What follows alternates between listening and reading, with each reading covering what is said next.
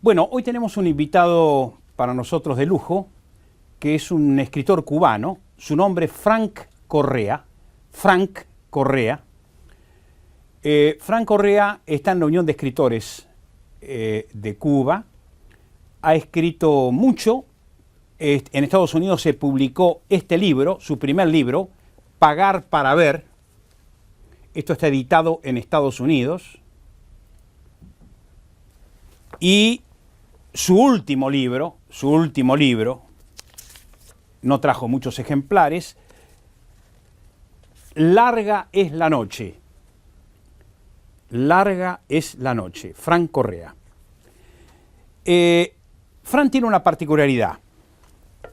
En primer lugar, es un hombre que, habiéndose educado en la Cuba castrista, habiendo participado de la organización del movimiento castrista, de pronto, tomó conciencia de las limitaciones del sistema castrista. Aquí en Buenos Aires está invitado por la organización CADAL, vino a dictar unas conferencias y bueno, y de paso aprovechamos nosotros para que nos cuente cómo está la cosa allí. Hola Frank, muchas gracias por estar aquí. Hola Daniel, gracias a ustedes por recibirme. De verdad que estoy realmente impresionado por la grandeza de este país, de esta ciudad, que es la que he conocido en estos días. Me contabas que en Cuba enseguida empieza el campo, en Santiago. Sí, he visitado muchos lugares, he conocido personas magníficas y he recorrido la ciudad. Y de verdad que he quedado realmente anonadado por la grandeza y el cuidado que tienen en la ciudad y he salido para diferentes puntos de la ciudad y he tenido la sensación que la ciudad se va a acabar en un momento determinado. Pero nunca se acaba. Y va a aparecer el campo, el verdor del campo, pero cuando termina una sesión comienza otra sesión todavía más grande que la que había recorrido, igual de bella, igual de magnífica, y otro día salimos en otra dirección. Me pregunto, bueno, ya veré el campo y tampoco. De nuevo aparece otra vez la infinita estructura arquitectónica de la ciudad y hasta ahora todavía no he logrado ver el campo. Y eso que he salido para los 4 puntos cardinales. Hay que decirle a Cadal que, aunque te vas mañana, decirle a Cadal que te lleven por lo menos a San Andrés de Giles, qué sé yo, a Pilar. ¿Dónde naciste? ¿Cuándo naciste? ¿Qué fecha naciste? Nací el 11 de enero de 1963 en Guantánamo, la antigua provincia de Oriente. ¿Dónde está la base norteamericana? Una ciudad de una tradición cultural y folclórica muy grande. Mira. En un barrio del sur de la ciudad, pero que me entrelacé mucho con una parte de la ciudad que se llama la Loma del Chivo, Guantánamo, donde hay un arraigo cultural muy grande, precisamente al lado de la tumba francesa, un movimiento cultural y artístico que data de más de 100 años de existencia, una tertulia literaria en la Casa de los Mil Colores, en la Loma del Chivo, un movimiento disidente que se llama El Mará, donde había una tertulia movimiento literaria. Disidente en Cuba, ¿a qué se define? Al pensamiento crítico, al pensamiento crítico, a las manifestaciones contrarias a la línea oficial. Entonces allí nos reuníamos de manera informal escritores, pintores, la manifestación de arte plástica, la manifestación de teatro, de danza, es decir, que hacíamos una tertulia espontánea e interminable de la mañana a la noche, entraban y salían, se recitaban poemas, se leían ensayos de corte filosófico, obras de teatro, entraban los pintores, mostraban los cuadros, mostraban también la manifestación de danza, también mostraban sus trabajos, es decir, que ahí había un ambiente artístico que no he vuelto a ver en ningún otro lugar de Cuba. Ese movimiento disidente fue terminado por el gobierno. Ah, lo clausuró. Sí, sí, lo eliminaron, detuvieron a varios de sus integrantes y eso no proliferó. Pero bueno, yo sí pude extraer las raíces de esa tertulia y fui desarrollando mi obra. Ahí en esa tertulia fue donde conocí las obras de Hemingway, de Dr. Rock, me leía a Malcolm X, me leía Steinbeck. a esos escritores americanos que tanto arraigo tienen en la ciudad de Guantánamo, en la literatura guantanamera. Y ese año de 1991 fue un año muy prolífico porque gané 5 premios nacionales, me publicaron el libro, me hicieron miembro de la... Pese a ser disidente. Sí, porque yo visitaba allí, pero no estaba declaradamente... En la oposición. Sí, en la oposición. Y gané ese año los 5 premios que le dije. Me publicaron el libro y me hicieron miembro de la UNIAC. Pero a partir Aclaremos, UNIAC es la Unión de Escritores Cubanos. Y a partir de que cerraron la Casa de los Mil Colores, entonces sí empecé a comprender. La Casa de los Mil Colores era el lugar donde se concentraba la disidencia. Donde se concentraba esa tertulia literaria. Esa tertulia literaria disidente. Sí, disidente. Entonces me trasladé a La Habana como ayudante albañil en una corporación constructora que se llamaba UNECA. Y bueno, ahí comenzó un periplo de 23 años pasando de un oficio a otro. Fui cartero, fui ayudante albañil, portero de cine, vendedor de confitura en la calle, a pesar de que seguía escribiendo en mi casa, preparando los libros, pero tenía que sobrevivir porque la literatura no me pagaba nada, la UNIAC no me publicaba. Entonces, para mantener a mi familia, pasé por todos esos oficios furtivos hasta que comencé a escribir periodismo independiente. Empecé a publicar después de tantos años sin publicar, sumido en el ostracismo. ¿Cuánto te pagan una nota? Bueno, una nota me pagan 15 CUC.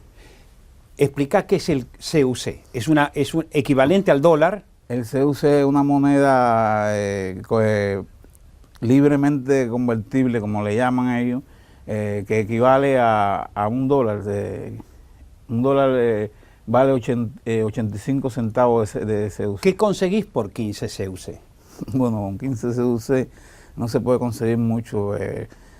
Comprar un poco de arroz, de frijoles, tal vez una bandejita de pollo, ya se acabaron los 15 CUC ahí. Tenés que escribir muchas notas al mes.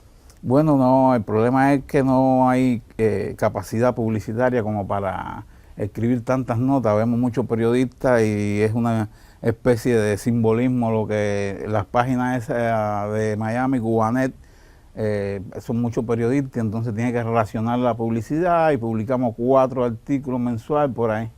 ¿Qué tal? ¿Qué tal? ¿Tenés hijos? Sí, tengo 4 hijos. Hay que alimentarlos, hay que estar presente con ellos. ¿Dónde vivís en este momento? Ahora vivo en Jaimanita. ¿Qué es Jaimanita? ¿Dónde queda?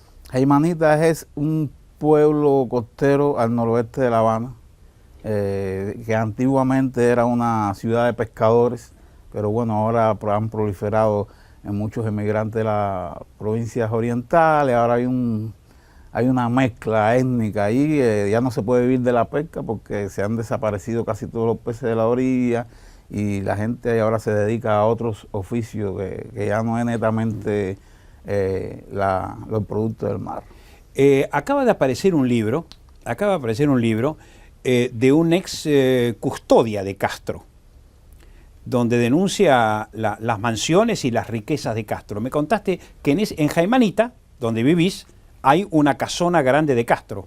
Sí, ahí está. ¿Por qué no la describís? El llamado Punto Cero, no, nunca la he visto y creo que muy poco la hemos visto porque es un perímetro muy grande, solamente se ve la entrada, las postas y los árboles. Pero bueno, mucha gente alguna gente que han trabajado ahí adentro, que se han retirado, han comentado que es una finca muy grande, muy bien custodiada y en el centro está la vivienda de él. No puedo dar muchos datos porque jamás la he visto. Claro. ¿Qué opina la gente de esa fastuosidad en la cual vive Castro? Bueno, el ciudadano común. Jaimanita, por lo general, en Jaimanita viven mucha gente que ha tenido que ver con la vida militar, o han sido de tropas especiales, o han sido del Ministerio del Interior, y ahí se vive una especie de secretismo militar sobre cómo es el interior de ese lugar.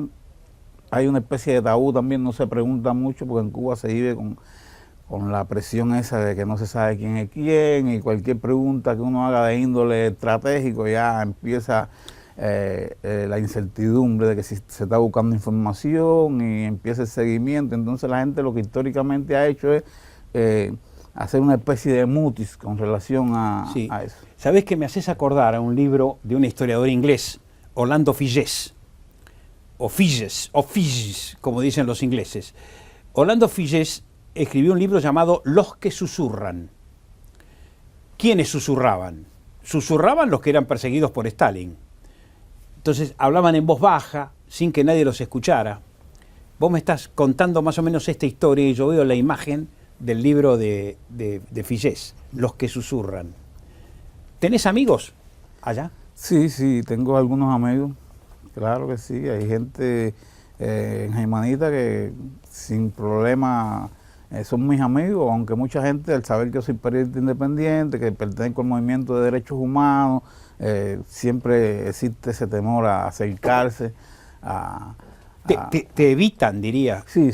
Tratan de evitarte. Mucha gente me evitan, incluso hay amigos que me dicen, me saludan y me dicen, enseguida se ponen a mirar y me hacen así como diciendo, no, por aquí puede haber algo, vamos a hablar para allá. Pero, un micrófono. Sí, pero cuando caminamos un poco vuelven a mirar y entonces dicen, no, mejor hablamos otro día. Y sí, así uno vive con eso y uno le duele, pero también lo disfruta porque sabe que el cubano tiene que salir adelante pese a las diferentes circunstancias que se le aparecen en el camino. Muy emocionante esta situación en la cual vivís prácticamente en la soledad, ¿no? Y sin demasiados ingresos, porque estás limitado. Me contaste, puchero mediante, en la casa de un amigo, que hasta los 30 años vos estabas dentro de la admiración del sistema político cubano. Sí. ¿Admirabas? Sí, inclusive... ¿O te habían educado para ello? Sí, como todos los cubanos, estábamos pensando que estábamos construyendo un hombre nuevo, que estábamos construyendo la nueva sociedad del futuro, la sociedad socialista, y bueno, ahí está la historia de cuántos jóvenes fueron a Angola, a Etiopía, a los diferentes lugares del mundo llevando la bandera esa del hombre nuevo. Del hombre nuevo. Pero bueno, muchos como yo también se han desilusionado, han perdido las expectativas. Mucha gente se ha ido del país buscando un futuro en otros lados. Y lo que no hemos... ¿Han podido salir o tomaron simplemente la chalupa y se fueron a Miami? Sí, mucha gente, muchos se montaron en una balsa y se fueron. Otros que tuvieron más posibilidades pagaron una lancha rápida esa que cuestan $10,000 y fueron directo a Miami. Otros se quedaron en el estrecho de la Florida, ahogados, es incalculable la cifra que han muerto en el estrecho de la Florida. Y otros aprovecharon viajes y se quedaron en escala por ahí en otros países y bueno, han hecho su vida por ahí. Por eso el exilio cubano es tan grande y en tantos lugares del mundo hay cubanos. Y los que nos quedamos, que pensamos que tenemos que cumplir una misión en Cuba, estamos ahí luchando el día a día por tratar de ir rompiendo poco a poco las diversas barreras que existen, que ha instaurado el régimen comunista. Claro. Pero ¿qué veías hasta los 30 años? ¿Qué es lo que te admiraba del régimen cubano? Bueno, antes que todo la historia de las luchas mambisas, la guerra de independencia, luego la guerra que organizó Martí, esos héroes, esos mártires cubanos. Tenías una sensación de comprometerte con el nacionalismo cubano. Sí, esos héroes cubanos que tanta historia pero que nos el contaban. castrismo usó mucho. Sí, esa era una de sus banderas fundamentales. Martí, Gómez, Maceo, la guerra estudiantil de los años 20, el asalto al cuartel Moncada, el Granma, la lucha en la sierra, que no solo a los cubanos, eso arrastró a media Latinoamérica en esos sueños, en esa esplendidez de faro y guía, y esperanza. Ya lo creo. Aquí en el año 83, un gran periodista ya fallecido, Pablo Giussani, Pablito Giussani para los que éramos compañeros de él en las redacciones, escribió un libro soberbio, después de volver al exilio y de ingresar a la democracia, llamaba La soberbia armada, donde acusó a Cuba de arrastrar en la soberbia a gran parte de esa juventud que tenía la ensoñación del cambio, la ensoñación de un cambio. Ahora, lo que pasa es que los embarcó en el sueño reivindicatorio armado y suicida. Y a los 30 años, ¿qué te pasó? ¿Por qué el viraje? Bueno, el viraje es porque uno, a medida que va ganando años en la vida, va ganando experiencia, se van acumulando desilusiones, frustraciones, uno va viendo que nada de lo que era el paradigma del futuro se ha cumplido, va perdiendo la familia, va perdiendo los amigos, se va, en fin, desilusionando. Entonces empieza a mirar a otra parte, empieza a pensar en luchar, en cambiar lo que hasta ahora uno pensaba que era lo bueno y va viendo que en realidad era lo malo. Y la literatura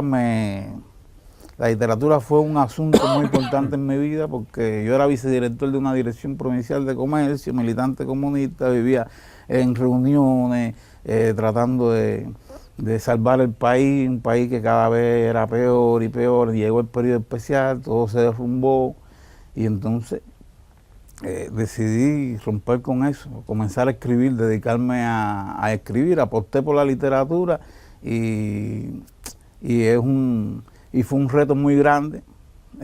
Como le contaba a un amigo ahorita, perdí 2 matrimonios con la familia, porque la primera esposa mía ahora es viceministro. Ajá. Usted se imagina, ¿no? Ella diciéndome que la literatura no daba nada, que escribir no daba nada, que eso era una locura, que me pusiera a trabajar. Y me eran las 2 de la mañana y yo estaba trabajando. Y ella me decía, pero yo decía, pero esta mujer no se da cuenta que estoy trabajando. Ella decía que no, que eso no era trabajo. Y entonces el otro matrimonio también, pasé esas mismas situaciones, que me pusiera a trabajar, y yo era cuando más trabajaba y decía, pero bueno. Y entonces, bueno, ahora con el matrimonio que tengo ahora, ella sí también es una activista política. ¿Opositora? Sí, una luchadora por los derechos humanos, tiene una biblioteca independiente en la casa. Y es decir, que ahora sí me encontré a mi media naranja, y entonces estamos en ese movimiento pacifista cubano de cambiar las cosas que deben ser cambiadas. Y ahí estamos. Y ahora he tenido la posibilidad, después de 23 años, de publicar 2 novelas. Y bueno, que quisiera que todos las leyeran, no sé, se las muestro a todo el mundo y se la promuevo a todo el mundo como buenas novelas. Claro, hay que pedirle a la gente de Cadal que las distribuya, o que encuentren algún canal de distribución. Contame, ¿cómo vive la oposición en Cuba? Frente a un sistema represivo, con micrófono, con vigilancia. Me contaste qué pasó cuando querías viajar a Buenos Aires. Conté esa anécdota. Cuando que te retuvieron el pendrive. Ah, sí. A ver, ¿cómo fue la cosa? Muy cómico.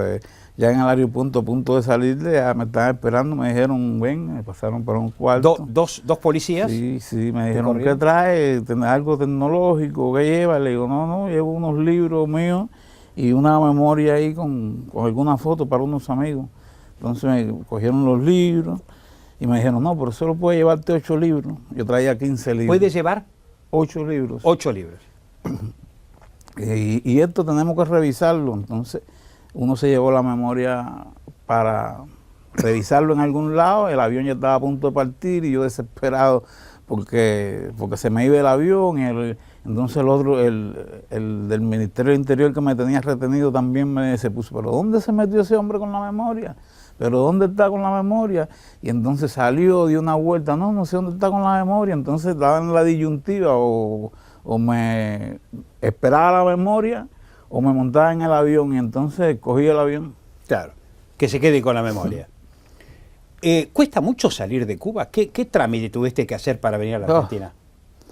Si no es por los amigos de Cabal, estoy claro de que no hubiera podido salir a ningún lado. Pero ¿qué es lo que se necesita para poder salir?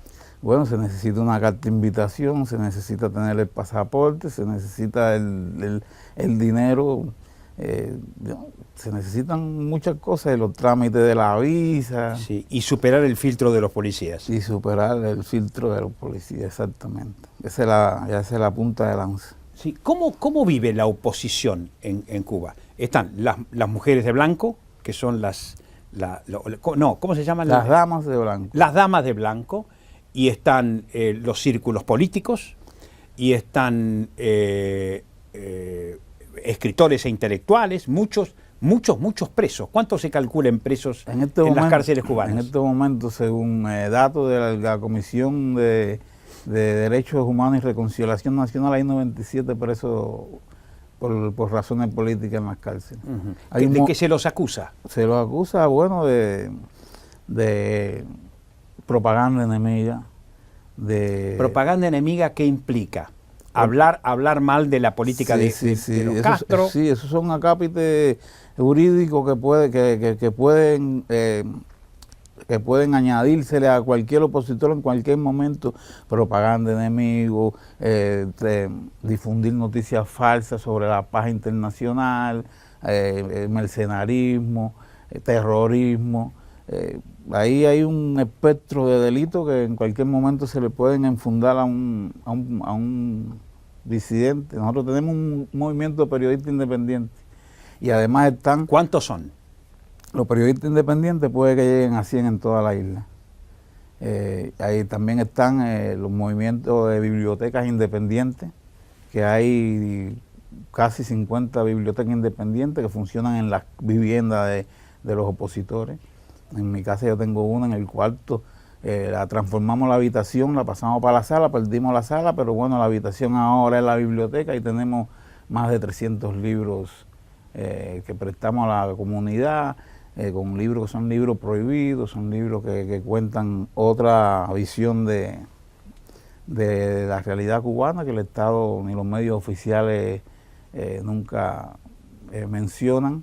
Y también están los grupos opositores, los partidos opositores, que son pequeños partidos formados por 10, 12 personas, pero bueno, son más de 100 grupos políticos que hay de diferentes tendencias.